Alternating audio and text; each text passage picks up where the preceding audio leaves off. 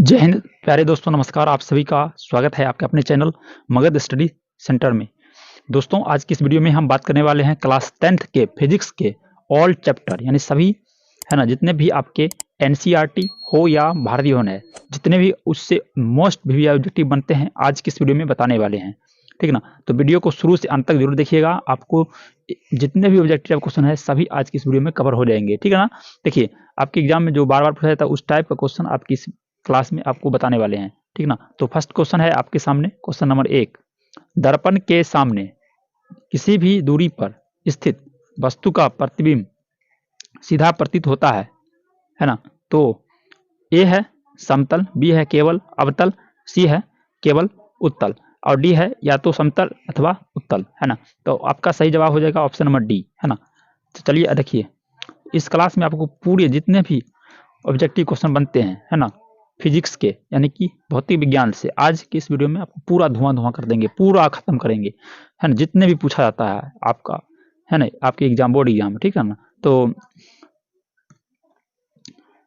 तो आइए, तो फर्स्ट हो गया। उसके बाद सेकंड क्वेश्चन है, प्रकाश की किरणें गमन करती है ना? प्रकाश की किरण कैसे गमन करती है? आपको पता है कि प्रकाश की किरण क्या करती है? सीधी रेखा में चलती है ना? तो सीधा रेखा में चलती है यानी गमन करती है। तो ए है सीधी रेखा में, बी है टेढ़ी रेखा में और सी है किसी भी दिशा में और डी इनमें से कोई नहीं। इस प्रकार से ऑप्शन दिया रहता है, तो इसमें क्या मारना है आपको? ऑप्शन नंबर ए मारना है। ठीक, ऑप्शन नंबर ए। आपके बोर्ड एग्जाम में बहुत नजदीक आ चुका है। ठीक ना? बस आपके कितने दिन बचे हैं? मात्र 50 डे बचा है। 50 डे में आपको पूरा कंप्लीट कराएंगे सारे सब्जेक्ट का, है ना?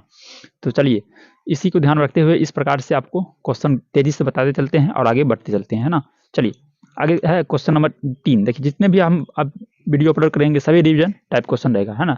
तो जल्दी जल्दी देखिए, उतना हम एक्सप्लेन नहीं करेंगे क्योंकि जितना ज़्यादा एक्सप्लेन करने में टाइम बर्बाद करेंगे तो आपको उतना क्वेश्चन नहीं बता पाएंगे, इसलिए जल्दी जल्दी आपको आगे बढ़ते जाना है। ठीक है ना? क्वेश्चन नंबर 3 है, क्वेश्चन नंबर 3 है प्रकाश। प्रकाश के सीधे आप क्या करना है? आपको रटना है, याद करना नहीं है।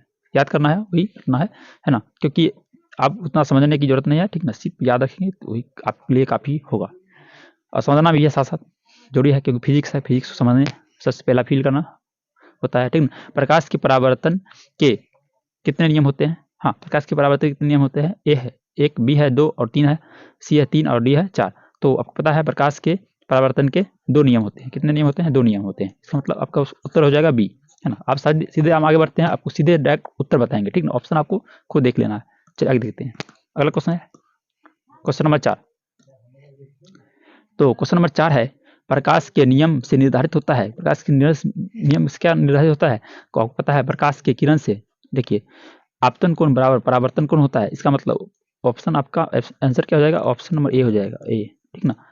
आपतन कोण बराबर क्या होता है? परावर्तन कोण होता है। ठीक ना?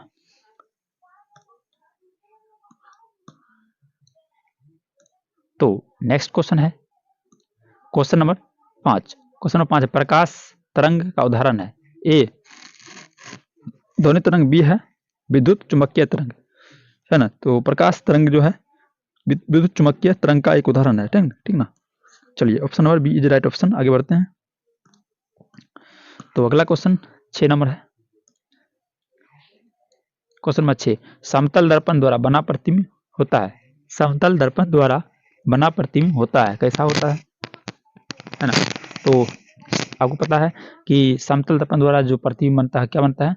आभासी बनता है, काल्पनिक बनता है। Option number B is right option. Okay, चलिए आगे बढ़ते हैं। अगला क्वेश्चन डायरेक्ट हम आपको आंसर बताते हैं और आगे बढ़ते जाते हैं। ठीक है ना? ताकि जल्दी आपको पूरे रिवीजन करा सकें, जल्दी जल्दी बता सकें। चलिए, अगला क्वेश्चन है 7 नंबर, है ना? एक अभिसारी किरण पुंज समतल दर्पण पर आपतित होती है, परावर्तित किरण पुंज होगा, कैसा होगा? ए अपसारी, बी अभिसारी, है ना? इसका मतलब आपको उत्तर में क्या है? ऑप्शन नंबर बी है। ठीक है? जितने भी हाईलाइटेड है वही आपका उत्तर है। ठीक ना? ये बात आपको पता है। चलिए आगे देखते हैं। जो भी ऑप्शन हाईलाइटेड है वही आपका उत्तर होता है। ठीक ना? 8 है, समतल दर्पण द्वारा बना प्रतिबिंब होता है। समतल दर्पण द्वारा बना प्रतिबिंब होता है। ए वास्तविक, बी काल्पनिक, सी ए और बी दोनों और डी है इनमें से कोई नहीं। तो समतल दर्पण द्वारा आपको पता है काल्पनिक होता है, आभासी होता है। ठीक है ना? चलिए आगे देखते हैं। तो अगला क्वेश्चन है, किसी समतल दर्पण द्वारा आवर्धन होता है +1, -1, 0 माइनस कोई नहीं, तो समतल दर्पण में क्या होता है, +1 होता है। ठीक है, चलिए आगे देखते हैं। अगला क्वेश्चन है क्वेश्चन नंबर 10। क्वेश्चन नंबर 10 है, क्वेश्चन नंबर 10, समतल दर्पण की फोकस दूरी होती है, कैसी होती है, ए अनंत, बी 0 और सी 100 सेंटीमीटर, डी 50 सेंटीमीटर। तो समतल दर्पण द्वारा दर्पण की फोकस दूरी क्या होता है, अनंत होता है, अनंत। ठीक है, अगला क्वेश्चन है क्वेश्चन नंबर 11। अवतल दर्पण के सामने वस्तु को कहाँ रखा जा ताकि प्रतिबिंब उल्टा, वास्तविक और समान आकार का बन सके, है ना। समतल यानी अवतल दर्पण के सामने वस्तु को कहाँ रखना चाहिए, ठीक है ना, ताकि प्रतिबिंब कैसा बने, उल्टा बन जाए, ठीक है, वास्तविक बन जाए, है ना, रियल में, और क्या समान आकार का बने। जितना बड़ा वस्तु हो उतना ही बड़ा आकार उसका प्रतिबिंब भी बने, ठीक ना। तो इसका मतलब आपको पता है कहाँ लिखना रखना है, वक्रता केंद्र पर रखना है, तभी जाकर के क्या होगा, उसका जो प्रतिबिंब बनेगा, प्रतिबिंब कैसा बनेगा, उल्टा बनेगा, वास्तविक बनेगा रियल में, और समान आकार का बनेगा। अगला क्वेश्चन नंबर 12 है। क्वेश्चन नंबर 12 कहता है क्या, उत्तल दर्पण में बना काल्पनिक प्रतिबिंब होता है। उत्तल दर्पण में बना काल्पनिक प्रतिबिंब होता है, कैसा होता है, तो वो होता है आपको सीधा एवं हासित, ठीक ना। चलिए ये हो गया, चलिए आगे देखते हैं। अब ये भी देखिए, आगे है क्वेश्चन नंबर 13। ये भी बहुत इंपॉर्टेंट क्वेश्चन है, ये बहुत बार पूछा जाता है, ठीक ना। लेकिन पूछा जाता है अक्सर, सभी क्वेश्चन कुछ भी आ सकता है, लेकिन ये जो है दर्पण सूत्र जो है, दर्पण सूत्र बार बार पूछा जाता है, हर बार लगभग पूछ ही देता है, ठीक ना। तो क्या होता है दर्पण सूत्र, 1/v प्लस 1/u बराबर 1/f होता है, ठीक ना। कहीं कहीं ऐसा भी लिखा रहेगा, उल्टा दे देगा आपको, ऐसा दे देगा, कैसे दे देगा, 1/f इधर दे देगा बराबर, ठीक है। अगर हम 1/f को इधर रखते हैं क्या होगा, माइनस हो जाएगा, माइनस, क्योंकि इधर प्लस में इधर माइनस होगा, 1/f बराबर क्या हो जाएगा, 1/v प्लस 1/u। लेकिन ये देखिए पूरा जो है कोस्ट अगर रख देते हैं तो उधर जाता है क्या, माइनस में हो जाएगा ना यहाँ पे। लेकिन अगर हम यहाँ माइनस लगा भी देते हैं तो क्या होगा, माइनस इधर भी है इधर भी बराबर के, यानी कट जाएगा तो क्या बचेगा, 1/f, ठीक है ना। क्या बचता है यहाँ पर, बचेगा यही ना, 1/f बराबर बचेगा 1/v प्लस 1/u ही बचेगा, ठीक है ना। इसका मतलब आपका ऐसा भी आ सकता है, ये तो भी सही रहेगा। इसका मतलब देखिए यहाँ पर है दर्पण सूत्र 1/v प्लस 1/u बराबर 1/f, ये आपका उत्तर हो जाता है दर्पण सूत्र का, ठीक ना। इसको साबित भी किया जाता है, ठीक है। दर्पण सूत्र को कैसे साबित करेंगे, हम आपको अलग से वीडियो बना देंगे, इसको साबित कैसे करेंगे कि 1/v प्लस 1/u बराबर 1/f होता है, दर्पण सूत्र को साबित करें। 5 नंबर के क्वेश्चन में आपका पूछा जाता है, कितना नंबर के, 5 नंबर के प्रश्न में पूछा जाता है, ठीक है ना। चलिए आगे देखते हैं। अगला क्वेश्चन है, दाढ़ी बनाने के लिए कौन सा दर्पण उपयुक्त है। ऐसा भी पूछा जा सकता है, हजामती दर्पण के रूप में कौन सा दर्पण उपयुक्त होता है, ऐसा भी क्वेश्चन है। हजामती मतलब क्या, आपको पता है, जो ठाकुर दाढ़ी बनाते हैं, ठीक है ना, आपके गांव घर में भी या कहीं भी, है ना, सैलून होता है उसमें, तो उसमें कौन सा दर्पण का उपयोग होता है, तो वो होता है अवतल दर्पण का होता है, अवतल दर्पण, ठीक है ना। अवतल दर्पण प्रतिबिंब कैसे बनाता है, बड़ा प्रतिबिंब बनाता है इसलिए, ठीक है। चलिए आगे देखते हैं, इसलिए उसको जो है सेविंग करने में सहूलियत होती है, इसलिए। चलिए आगे देखते हैं। आगे है देखिए, किसी कार के अग्रदीप में प्रयुक्त दर्पण निम्नलिखित में से कौन है, ए अवतल दर्पण, इसका मतलब यही उत्तर जाएगा, हाइलाइटेड हो, है ना, आपको पता होगा अवतल दर्पण। चलिए आगे देखते हैं। अगला क्वेश्चन है 16 number, question number 16। Question number 16 क्या है, क्वेश्चन नंबर 16, किस दर्पण का उपयोग पश्च दृश्य देखने पश्च दृश्य दर्पण के रूप में क्या होता है, यानी पीछे का वस्तु देखने के लिए। पश्च दृश्य मतलब क्या, पीछे का वस्तु, पीछे पीछे वस्तु, ठीक ना। दृश्य मतलब कोई भी वस्तु हो गया मान लीजिए, ठीक है ना। तो देखने के लिए दृश्य मतलब क्या, जो भी इसमें पीछा में कुछ भी दिखाई दे, वस्तु मान लीजिए एक तरह से, आदमी देगा तो आदमी, कोई वस्तु है तो वस्तु दिखाई पड़ेगा, ठीक है ना, गाड़ी है तो गाड़ी। किस दर्पण का उपयोग किया जाता है, वो है उत्तल दर्पण का, उत्तल दर्पण का उपयोग किया जाता है, ठीक है। अगला क्वेश्चन है आपके के सामने स्क्रीन पे 17 नंबर। नई कार्तीय परिपाटी के अनुसार दर्पण के सामने रखे गए बीम की दूरी ली जाती है। बीम की दूरी ली जाती है कैसी? तो ए है धनात्मक, बी है ऋणात्मक, सी है ए और बी दोनों और डी है इनमें से कोई नहीं। तो नई कार्तीय परिपाटी के अनुसार दर्पण के सामने रखे गए बीम की दूरी ली जाती है, वह है ऋणात्मक। ठीक है ना, option B is right option. अगला क्वेश्चन है, जल्दी जल्दी आपको आगे कराते जाते हैं क्वेश्चन जो भी है। ठीक है ना, चलिए क्वेश्चन नंबर 18 है, निम्न में से किस दर्पण की फोकस दूरी धनात्मक होती है ना? किस दर्पण की होती है? तो वो होता है उत्तल दर्पण की फोकस दूरी धनात्मक होती है। अगला क्वेश्चन है,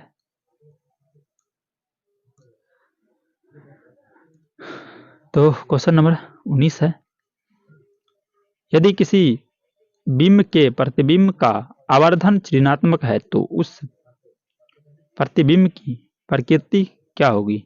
ए वास्तविक और उल्टा, बी वास्तविक और सीधा, सी आभासी और सीधा, डी आभासी और उल्टा। तो देखिए, किसी भी बिंब के प्रतिबिंब है ना का आवर्धन ऋणात्मक है तो उस प्रतिबिंब की प्रकृति कैसी होगी? वो हो जाएगी आपको वास्तविक होगी और उल्टा होगी। ठीक है ना, वास्तविक और उल्टा। क्लियर है बात? चलिए आगे बढ़ जाते हैं। क्वेश्चन नंबर 20 है, दंत विशेषज्ञ किस दर्पण का उपयोग मरीजों के दांतों का बड़ा प्रतिबिंब देखने के लिए होता है? आपको पता है कि बड़ा प्रतिबिंब बनाने के लिए कौन सा दर्पण का उपयोग करते हैं, है ना? वो हो जाएगा आपका अवतल दर्पण। अवतल दर्पण का उपयोग किया जाता है। ठीक है ना, चलिए आगे देख लेते हैं। अगला क्वेश्चन 21 नंबर है, एक प्रयोग में अवतल दर्पण द्वारा किसी बिंब का प्रतिबिंब एक पर्दे पर प्राप्त किया जाता है ना? ध्यान दीजिएगा, कहता है एक प्रयोग में अवतल दर्पण द्वारा किसी बिंब का प्रतिबिंब एक पर्दे पर प्राप्त किया जाता है, उतारा जाता है। मतलब समझिएगा, दर्पण की फोकस दूरी को निर्धारित करने के लिए प्रयोगकर्ता को मापने की जरूरत है। क्या मापने की जरूरत है? दर्पण तथा पर्दा के बीच की दूरी कितना है। ठीक है, दर्पण तथा बिंब के बीच की दूरी कितना है, यह भी आपको नापना पड़ेगा, तभी जाकर के पता चल सकेगा। ठीक है ना, तो इसका मतलब क्या हो जाएगा? दोनों हो जाएगा, ये दोनों। ठीक है ना, इस दोनों की जरूरत है, इसका मतलब इसका सही उत्तर क्या हो जाएगा? ऑप्शन नंबर सी हो जाएगा, ए और बी दोनों। ठीक है ना, option number C is right option. Okay, चलिए आगे बढ़ते हैं। पहला क्वेश्चन आपके सामने है 22 यानी 22 नंबर क्वेश्चन है आपके सामने, क्वेश्चन नंबर 22। तो क्वेश्चन नंबर 22 है, गोलीय दर्पण है ना, गोलीय दर्पण का परावर्तक पृष्ठ है ना की वृत्ताकार सीमा रेखा का व्यास कहलाता है। ए मुख्य फोकस, बी वक्रता, सी वर्धानंत। तो गोलीय दर्पण का द्वारक कहलाता है। क्या कहलाता है? गोलीय दर्पण का द्वारक कहलाता है। ठीक है, गोलीय दर्पण क्या कहलाता है? द्वारक कहलाता है भाई साहब, याद रखिएगा इसको। ठीक है ना, क्या कहलाता है? द्वारक। चलिए आगे देख लेते हैं। अगला क्वेश्चन आपके सामने है प्यारे प्यारे बच्चों, देखिए अगला क्वेश्चन है आपका 23 नंबर क्वेश्चन है आपके सामने, निम्नलिखित में से कौन उत्तल दर्पण की फोकस दूरी है जिसका वक्र त्रिज्या 32 सेंटीमीटर है? तो प्लस 8 है, 8 सेंटीमीटर है, 16 सेंटीमीटर प्लस में है, तो इसका मतलब यही हो जाएगा प्लस वाला। ठीक है ना, क्या होता है? धनात्मक होता है। ठीक ना, फोकस से दूरी, तो इसका मतलब प्लस 16 सेंटीमीटर है, तो यही हो जाएगा इसका आंसर। 2 से भाग चला जाता है। ठीक है ना, ये बात आपको पता है।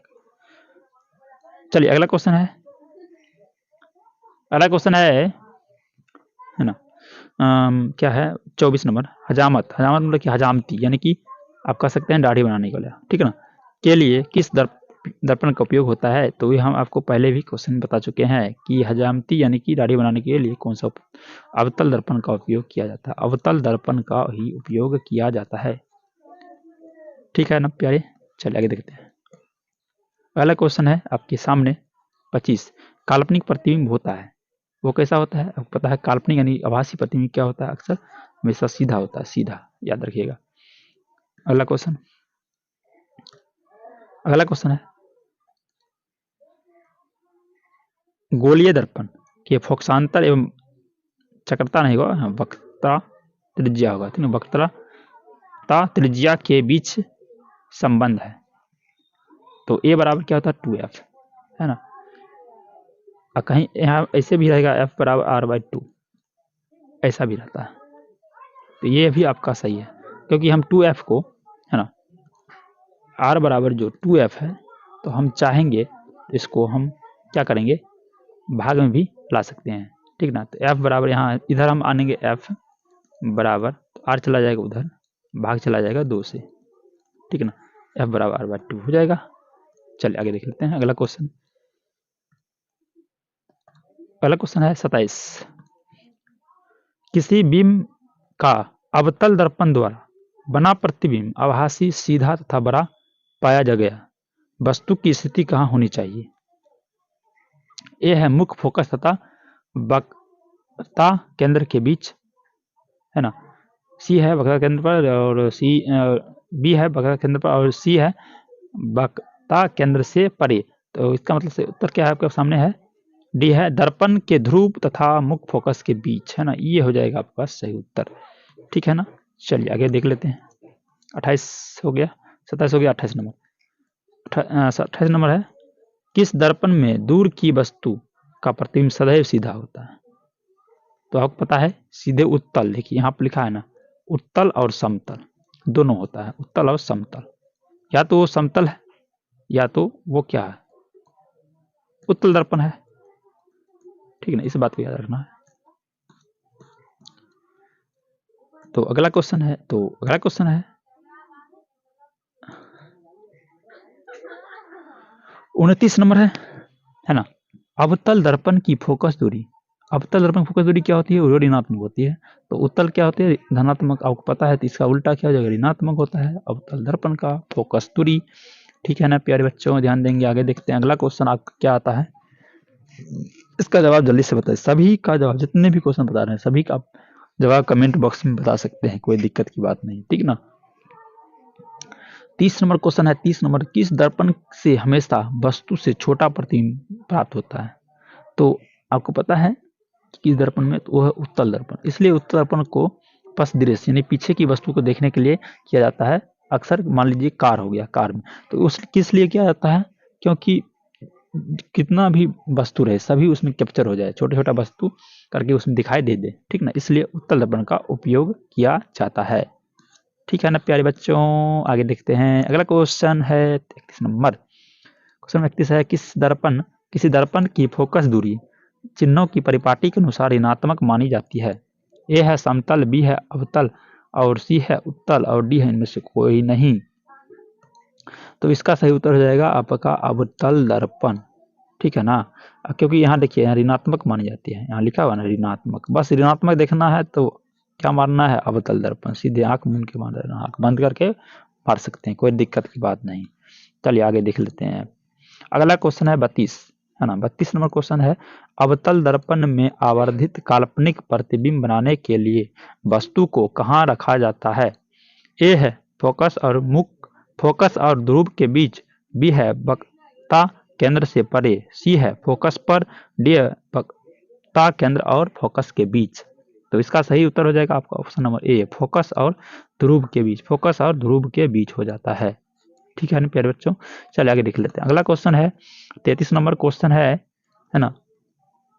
क्वेश्चन नंबर 33 है, है ना, किसी गोलीय दर्पण की फोकस दूरी प्लस 20 सेंटीमीटर है। यह गोलीय दर्पण किस प्रकार का है ना। तो इसका सही उत्तर हो जाएगा आपका ऑप्शन नंबर बी हो जाएगा, उत्तल, ठीक है ना, उत्तल, है ना, उत्तल दर्पण है, ठीक है। आगे देखते हैं अगला क्वेश्चन है, देखिए आ गया ना। देखिए ये क्वेश्चन आपका कितने पूछा गया है, 2000, है ना। ये क्वेश्चन जो है आपको 2023 में पूछा गया है, ठीक है ना। तो देखिए क्वेश्चन नंबर 34 क्या कहता है, जो कि आपके कितना में 2023 यानी कि 1 साल पहले का क्वेश्चन है। निम्नलिखित में से दर्पण सूत्र है, दर्पण सूत्र कौन सा है, देखिए आपको पता चल रहा है कौन सा है। तो जैसे यहाँ पर देखिए, यहाँ माइनस है, ठीक ना, यहाँ भी माइनस है, तो ये दोनों तो नहीं होगा, क्लियर है, ठीक ना। आप देखना है बी और डी। तो बी में देखिए क्या है, 1/f बराबर 1/v प्लस 1/u। हाँ ये तो हो जाएगा। इसी को आप जैसे कि याद ऐसे रखे होंगे, कोई 1/v प्लस 1/u है ना, बराबर 1/f। ऐसे भी याद रखे होंगे, लेकिन कहीं ये भी लिखा रहता है, कहीं ऐसे भी लिखा रहता है, तो दोनों आपका सही होता है, ठीक ना। दोनों दर्पण का ही सूत्र है, ठीक है ना। इसका मतलब सही उत्तर हो जाता है आपका ऑप्शन नंबर बी हो जाता है, ठीक है। आगे देखते हैं अगला क्वेश्चन। तो अगला क्वेश्चन है 35 नंबर। निम्नलिखित में से किस दर्पण द्वारा, है ना,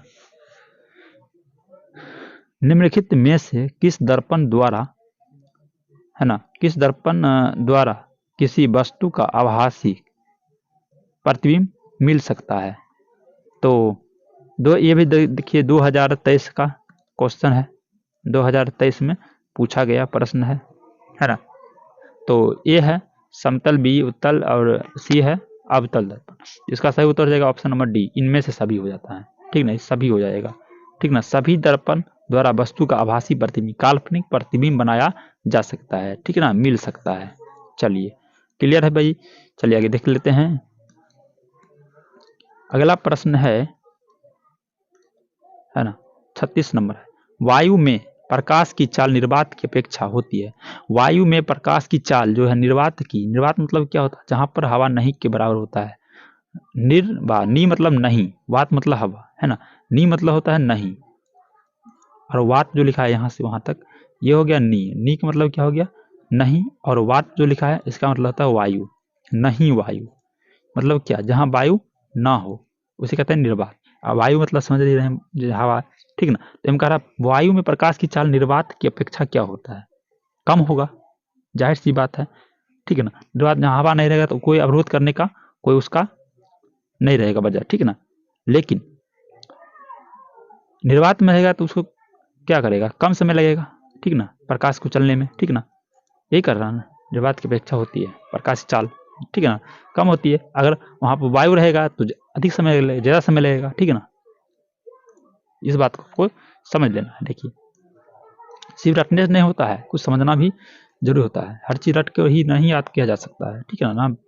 प्रकाश की चाल विभिन्न माध्यमों में कैसा होता है, तो विभिन्न माध्यमों में जाहिर सी बात है, पानी में अलग रहेगा, हवा में अलग चाल रहेगा, है ना, सब जगह अलग अलग रहेगा, निर्वात में अलग रहता है, ठीक ना। इसका मतलब उत्तर हो जाएगा आपका भिन्न भिन्न होती है, भिन्न भिन्न होती है, भिन्न भिन्न होती है, क्या होती है, भिन्न भिन्न होती है, अलग अलग होती है निर्वात, अलग अलग माध्यमों में। क्लियर है। अगला क्वेश्चन 38 है। तालाब का जल कम गहरा दिखाई देने का कारण क्या है, तो यह है आपके प्रकाश का अपवर्तन के कारण होता है जो, ठीक ना। लेकिन देखिए दिखाई देता है कम गहरा, लेकिन रहता नहीं है, ठीक ना, वो होता है आपके अपवर्तन के कारण ऐसा होता है, प्रतीत होता है। अगला क्वेश्चन है 39 नंबर। किसी लेंस द्वारा उत्पन्न आवर्धन का एसआई मात्रक क्या है।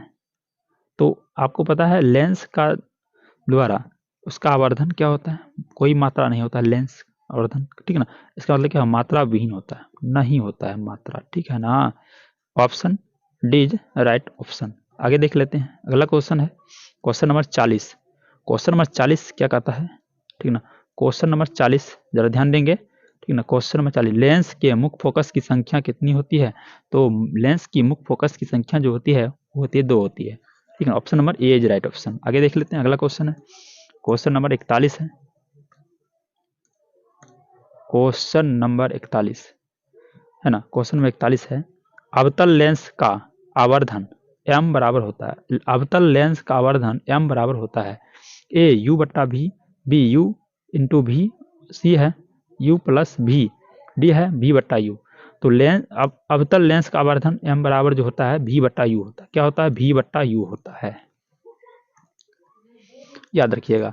चलिए अगला क्वेश्चन देखते हैं। अगला क्वेश्चन है आपके सामने क्वेश्चन नंबर 42। किसी माध्यम के अपवर्तनांक म्यू का मान होता है, ठीक है ना। क्या होता है म्यू का मान, तो साइन आई बटा साइन आर होता है। ऑप्शन नंबर क्या होता है, B. Option number B is right option, sine I बट्टा आर होता है। इस बात को याद रखना, क्या होता है, साइन आई बट्टे साइन आर होता है। ये प्रश्न जो है बहुत बार पूछा गया है, ठीक ना। मोस्ट वीवीआई कह सकते हैं।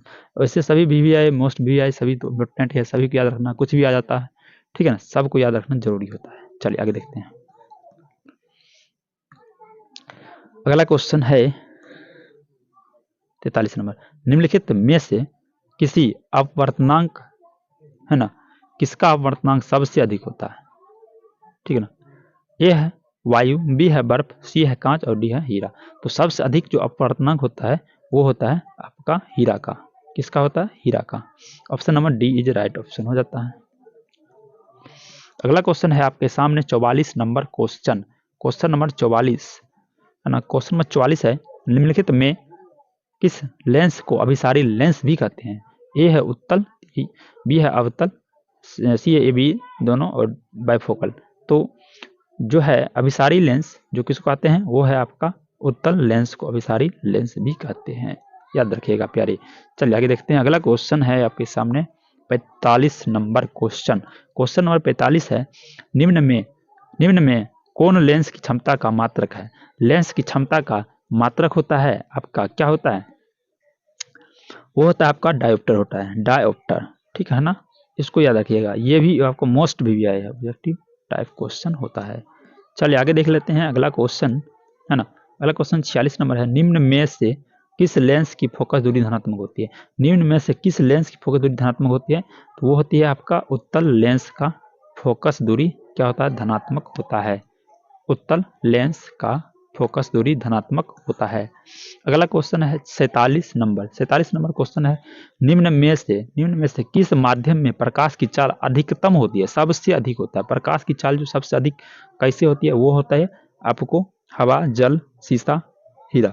तो प्रकाश जो सबसे तेजी से किस में गमन करेगा चाल, उसका सबसे तेजी किस में रहेगा? तो वो है हवा में, ठीक ना। सबसे जल्दी प्रकाश गमन करेगी, ठीक है ना। प्यारे बच्चों आगे बढ़ते हैं। अगला क्वेश्चन आपके सामने है, क्वेश्चन नंबर 48 है, शब्दकोश, ठीक है ना। शब्दकोश जिसको आप जानते हैं डिक्शनरी कहते हैं, हिंदी इंग्लिश जो भी डिक्शनरी होता है उसको शब्दकोश बोला जाता है। उसमें छोटे छोटे अक्षर होते हैं, ठीक ना। छोटे छोटे अक्षरों को पढ़ने के लिए किस लेंस का उपयोग करना पसंद करेंगे आप? क्या बताना है, ठीक ना प्यारे। देखिए ए है 50 सेंटीमीटर फोकस दूरी, बी है 50 सेंटीमीटर फोकस दूरी का उत्तल लेंस, और सी है 5 सेंटीमीटर दूरी का उत्तल लेंस, और डी है 5 सेंटीमीटर फोकस दूरी का अवतल लेंस। तो ये हो जाएगा आपका ऑप्शन नंबर बी सी हो जाएगा, 5 सेंटीमीटर फोकस दूरी का उत्तल लेंस। उत्तल लेंस का ही उपयोग किया जाता है, ठीक है ना प्यारे। आगे देख लेते हैं। अगला क्वेश्चन है आपके सामने 49 नंबर क्वेश्चन, क्वेश्चन 49 है, निर्वात में प्रकाश की चाल है। निर्वात में प्रकाश की चाल कैसा होता है? तो वो होता है आपका 3 × 10⁶ मीटर, ठीक है ना। 3 × 10⁶ मीटर प्रति सेकेंड होता है, प्रति सेकेंड होता है। क्लियर है। अगला क्वेश्चन है, एक उत्तल लेंस की फोकस दूरी 20 सेंटीमीटर है, तो इसका क्षमता क्या होगी? ए है 2 डायोप्टर, बी है -2 डायोप्टर और सी है 5 डायोप्टर, ठीक ना। इसका सही उत्तर हो जाएगा आपका +5 डायोप्टर, ठीक है ना, +5 डायोप्टर। अगला क्वेश्चन है 51 नंबर, क्वेश्चन नंबर 51 होगा, निम्न में से कौन सा पदार्थ लेंस बनाने के लिए प्रयुक्त नहीं किया जा सकता है ना, उपयुक्त नहीं है, वो कौन सा है? ए जल, बी कांच, सी प्लास्टिक, डी है ना मिट्टी। ये भी आपका मोस्ट भी है, मिट्टी का जो है लेंस आप नहीं बना सकते हो, है ना, ये बात आपको पता होनी चाहिए, ठीक है ना। चलिए आगे देखते हैं। अगला क्वेश्चन है आपके सामने, most VBI objective type question है। ये सभी जितने भी हम बता रहे हैं आपको पता है, जो कि एग्जाम में अक्सर पूछा जाता है। प्रकाश का बर्तन के कितने नियम होते हैं? तो ए है 1, बी है 2, सी है 3 और डी है 4। तो प्रकाश का बर्तन के नियम कितने होते हैं? ये भी आपका 2 ही होते हैं। प्रकाश के परावर्तन के भी 2 नियम होते हैं, इस बात को याद रखना है। अगला क्वेश्चन आपके सामने है, क्वेश्चन नंबर 53 है, किस लेंस के द्वारा सिर्फ काल्पनिक प्रतिबिंब बनता है? किस लेंस के द्वारा सिर्फ काल्पनिक, है ना, आभासी प्रतिबिंब ही बनता है? तो वो है आपका अवतल अवतल अवतल अवतल अवतल अवतल लेंस। अवतल लेंस क्या है? अवतल लेंस।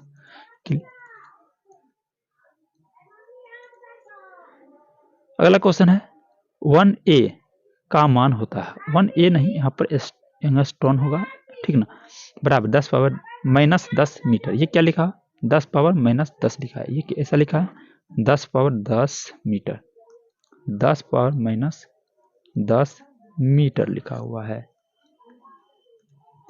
अगला क्वेश्चन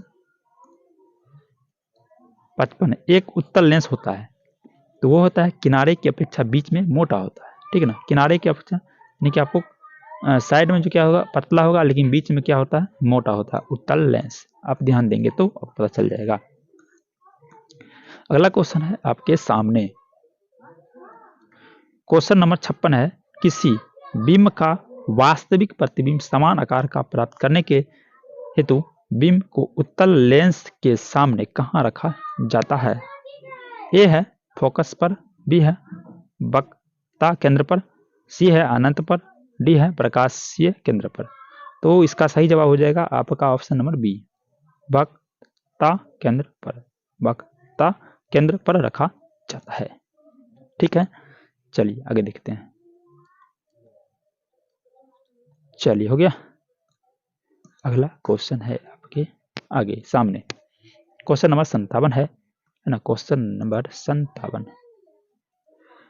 क्वेश्चन नंबर 57 में क्या है, उत्तल लेंस द्वारा आवर्धित काल्पनिक प्रतिबिंब तब बनता है जब वस्तु रखती है, कहाँ रहती है, ए अनंत, बी फोकस और लेंस के बीच, सी है फोकस पर, डी फोकस दूरी और ध्वनि फोकस दूरी के बीच है। तो इसका सही जवाब हो जाएगा आपको ऑप्शन नंबर बी हो जाएगा, फोकस और लेंस के बीच, फोकस और लेंस के बीच में रखी जाती है। अगला क्वेश्चन आपके सामने आ चुका है ना, क्वेश्चन नंबर 58 है ना। क्वेश्चन नंबर 58 है, निम्नलिखित में से किसी वस्तु का वास्तविक प्रतिबिंब कौन बना सकता है। ए है कांच की पट्टिका, बी है उत्तल लेंस, सी है अवतल लेंस, डी है इनमें से कोई नहीं। तो वो हो जाएगा आपका ऑप्शन नंबर बी, उत्तल लेंस। उत्तल लेंस का है ना किसी भी वस्तु का वास्तविक प्रतिबिंब बना सकता है उत्तल लेंस में, ठीक है ना। ये बात आपको क्लियर होना चाहिए। क्लियर है, आगे देख लेते हैं। अगला क्वेश्चन है 59 नंबर, किसी बिंदु वस्तु से निकलकर किरणें किसी लेंस से आवर्धित होकर जिस बिंदु पर मिलते हैं उसे कहते हैं फोकस, है ना, फोकस, ठीक ना। ये बात आपको समझ में आ रही होगी, ठीक ना। जरा आप गहरा से इसको सोचिएगा, फील करिएगा तो आपको सही में समझ में आ जाएगा। कोई दिक्कत की बात नहीं। सभी देखिए फिजिक्स हमको लगता है सबसे आसान है, आपको सिर्फ सोचने की जरूरत होता है इसमें, ठीक है ना। सभी सब्जेक्ट हमको लगता है आसान, लेकिन सबसे भारी भी है ना, क्यों सोचना पड़ता है।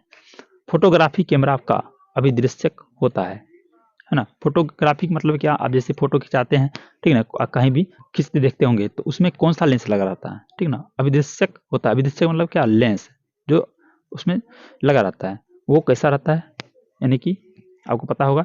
इसका सही जवाब हो जाएगा ऑप्शन नंबर सी हो जाएगा, उत्तल लेंस का। उत्तल लेंस का उपयोग किया जाता है, ये बात आपको याद होनी चाहिए।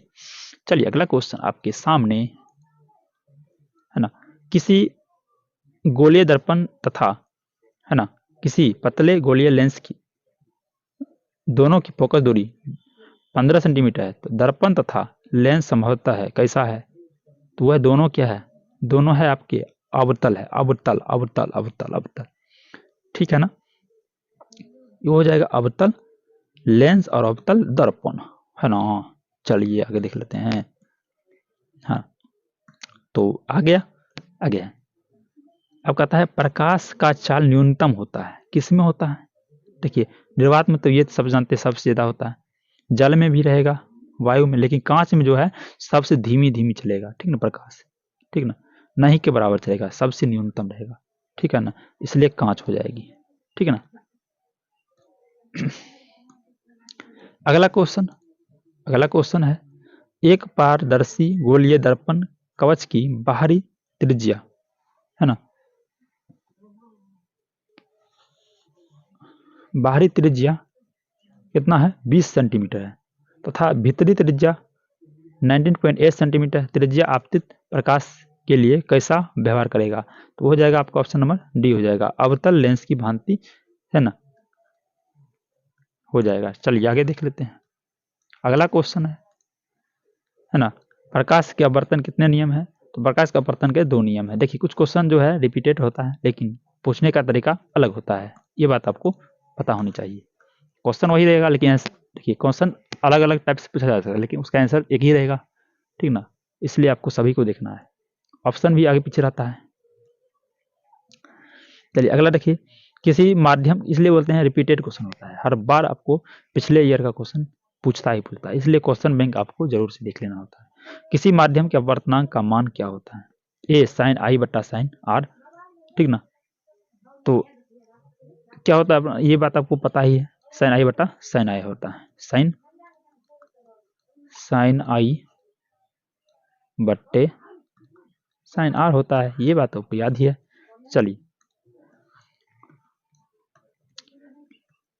लेंस की क्षमता का एसआई मात्रक क्या है? लेंस की क्षमता का एसआई मात्रक क्या होता है? तो लेंस की क्षमता का एसआई मात्रक क्या होता है? डायोप्टर होता है, ठीक ना। तो वो किस में होता है? तो वो सेंटीमीटर में होता है, ठीक है। नहीं, यहाँ पर तो थोड़ा मिस्टेक हो गया है, देखिए नीचे लिखा भी है, यह हाइलाइटर जो है ये डायोप्टर सेंटीमीटर में तो होता है, लेकिन किसी भी डायोप्टर को निकालते हैं, लेकिन यहाँ पूछा जा रहा है लेंस की क्षमता का एसआई मात्रक क्या है, तो वो होता है डायोप्टर। ऑप्शन नंबर डी होगा राइट ऑप्शन। चलिए आगे देख लेते हैं, इस बात को आपको ध्यान रखना है, देखिए कैसे आप मिस्टेक कर देते, ठीक ना, इसलिए हम बता दिए। चलिए आगे देख लेते हैं, अगला है अवतल लेंस में आवर्धन m बराबर होता है। तो अवतल लेंस में आवर्धन m बराबर क्या होता है? v बटा u होता है, v बटा क्या होता है? u होता है।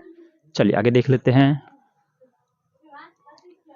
हाँ चलिए अगला क्वेश्चन है, हीरे का अपवर्तनांक होता है कितना होता है? देखिए हीरे के अलावा और भी जितने भी है उसका अपवर्तनांक आपकी एनसीईआरटी बुक, एनसीईआरटी जो होती है बुक, उसमें आपको देखिएगा तो आपको मिल जाएगा, ठीक ना, हीरे वाला, ठीक ना, उसका लिखा होगा हीरा का अपवर्तनांक 2.42 होता है, ठीक है। चलिए आगे देखते हैं, अगला क्वेश्चन है 69 है ना, निम्नलिखित में से किस लेंस को अपसारी लेंस कहते हैं? तो वो है अवतल लेंस को अपसारी लेंस कहते हैं। अगला क्वेश्चन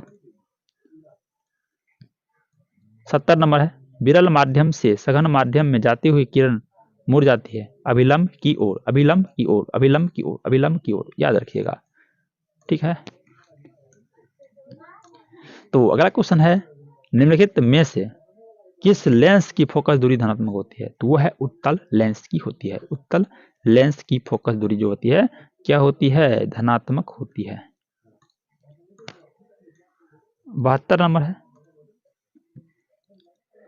चिन्हों की निर्देशांक परिपाटी में धनात्मक फोकस दूरी होती है।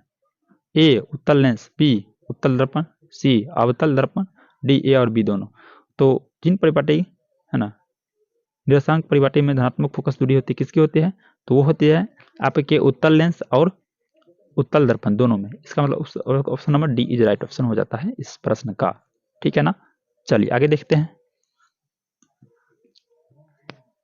अगला क्वेश्चन होता है आपके सामने, सघन माध्यम से विरल माध्यम में गमन करने वाले, है ना, गमन करने पर आपतन कोण आई बराबर, है ना, बराबर नहीं 0, ठीक है ना, और अपवर्तन कोण आर में क्या संबंध है? ए है ए आई बराबर आर, बी है आई बराबर आर, और सी है आर ग्रेटर देन आई, और डी है आर बराबर आई बराबर 0, ठीक है। इसका सही उत्तर हो जाएगा ऑप्शन नंबर बी, आई बराबर आर होता है, आई बराबर क्या होता है? आर होता है। अगला क्वेश्चन है क्वेश्चन नंबर 74 है, निर्देशांक चिन्ह परिपाटी में सभी दूरियां मापी जाती है, वो मापी जाती है ध्रुव से मापी जाती है, ठीक है ना। चलिए अगला क्वेश्चन देख लेते हैं, तो अगला क्वेश्चन है 75 नंबर, मानव नेत्र के लिए दृष्टि का स्थायित्व होता है, तो वो होता है 1/16 सेकेंड होता है, 1/16 सेकेंड होता है, क्लियर है। अगला क्वेश्चन है ना, अगला क्वेश्चन है 76 नंबर, किसी वस्तु का प्रतिबिंब कहाँ बनता है? तो वह है आपके रेटिना पे बनता है ना, क्लियर है।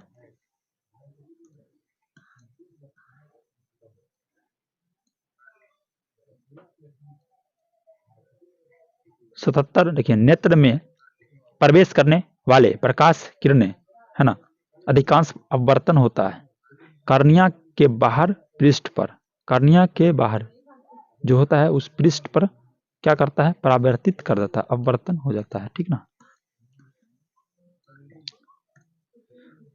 अगला क्वेश्चन है 78, पुतली के, है ना, साइज को कौन नियंत्रित करता है। वो आपको है परितरिका, क्या है, परितरिका जो है नियंत्रित करने में सहायक होते हैं, है ना। चलिए अगला प्रश्न है आपके सामने 79 यानी कि 79 नंबर है। आंख का व्यवहार होता है उत्तल लेंस की तरह। आपके आंख में मान लीजिए कौन सा लेंस है, वो है उत्तल लेंस है, ठीक है। उत्तल लेंस का जो है सो, अगर उत्तल लेंस नहीं रहता तो आपके कोई वस्तु कैसा ही दिखाई देता है, कोई ठीक नहीं है, ठीक ना। कोई उल्टा कोई सीधा किसी भी प्रकार से कोई भी वस्तु दिखाई दे देता। इसलिए उत्तल लेंस की भांति आंख काम करता है, व्यवहार करता है, ये बात आपको पता होनी चाहिए। तो अगला प्रश्न है 80 है, मानव नेत्र में, है ना, मानव नेत्र में किस प्रकार का लेंस होता है। देखिए ये भी प्रश्न, देखिए किस कैसे कैसे करके प्रश्न आप पूछा जा सकता है, ठीक ना। इस प्रकार से भी प्रश्न रह सकता है, किस प्रकार का लेंस पाया जाता है। अब ये आ गया ना, क्लियर हो गया ना यहाँ पे। ये है आपका उत्तल लेंस ही होगा, आंसर नंबर ए हो जाएगा, option A is right option, correct option. आगे है अगला क्वेश्चन है 81 नंबर है, एक स्वस्थ आंख की दूर बिंदु होती है तो वो हो जाती है आपका अनंत। अनंत का मतलब क्या, आकाश में आप भी देख सकते हैं, हम भी देख सकते हैं, इसलिए एक स्वस्थ आंख की दूर बिंदु कितनी होती है, अनंत पे होती है। आपके अगर आंख पूरा ठीक ठाक है तो अनंत बिंदु तक आप देख सकते हो, ठीक है ना। चलिए आगे देखते हैं। अगला क्वेश्चन है, सामान्य दृष्टि के वयस्क के लिए सुस्पष्ट दर्शन की अल्पतम दूरी लगभग होती है, लगभग, है ना, लगभग होती है। कितना होती है आपको याद है, 25 सेंटीमीटर। क्या होता है, 25 सेंटीमीटर, ठीक है ना। इस बात को याद रखिए, option number C is right option, है ना। चलिए आगे देख लेते हैं, अगला क्वेश्चन है